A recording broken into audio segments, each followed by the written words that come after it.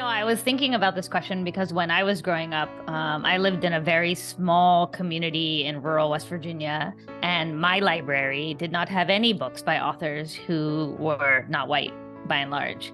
And so when we would go to India, I would bring back a suitcase full of books with me. We would go to East West Bookstore, which is the English language bookstore in Baroda, where my mom's from, and we would buy tons of Amar Chitakatha, tons of Arcane Iron, like anything that felt like it was accessible to me in terms of language, we were buying and bringing back so I could read it.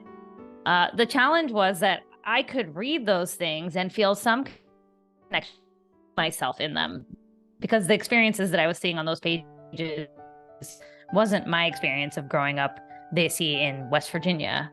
And so it really wasn't until college that I encountered the first short story, actually, that I saw myself in, which was Bharti Mukherjee's short story, The Management of Grief, which is a short story about a community's response to a plane crash in which many members of that Sikh community were killed.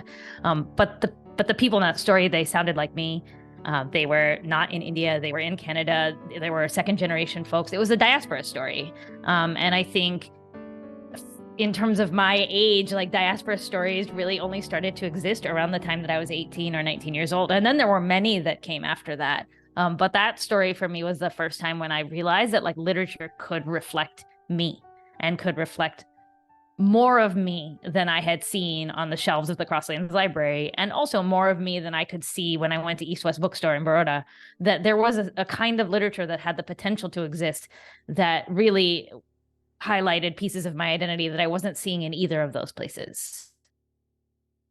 I'm actually really excited about a book that's coming out this fall from Fordham University Press. It's by a writer named Raj Downey, and Raj is part Indian, part Puerto Rican, and part Italian.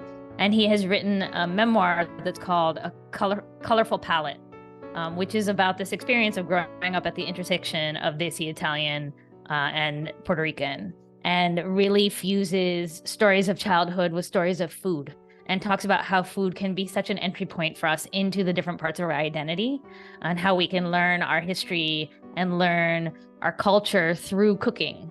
And it's a beautiful memoir. Each essay is accompanied by a recipe that kind of is centered or featured in that essay.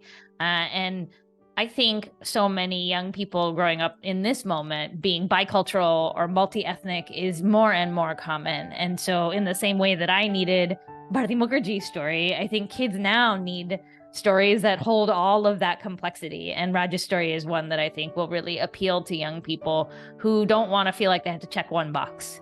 And instead feel like, no, there's got to be a way for all of me to be represented in what I read. And his book does that beautifully. I think it's really important for kids to know that there are no rules around reading. Sometimes people try to make you feel like if you're reading a certain kind of text, it's not reading. So you'll hear people say, well, graphic novels aren't reading. Manga isn't reading. Anime isn't reading. And I think that's nonsense. I think if you're engaging with words on the page, you're reading. So the most important thing you can do is not let other people tell you what counts and what doesn't count. If it interests you, if you're excited about it, that's reading. And other people's rules shouldn't make you feel like the things that you like or are interested in aren't valid. You enter text and you encounter it in the ways that are meaningful to you. That's the point of reading, is that it gives you meaning. So just don't let anybody else ascribe meaning for you. I think that's a really, really important thing. I do think graphic novels are such a good entry point into reading at this point, but I hear so many adults dismiss them as not counting. And I think for young people, that's really hard when you feel like the things that excite you most, you're being told aren't valued. So I would just sort of turn down the volume on that noise and let your interests guide you into the things that you're interested in, and to know that that's the right way. That the right way to read is the way that makes you feel good.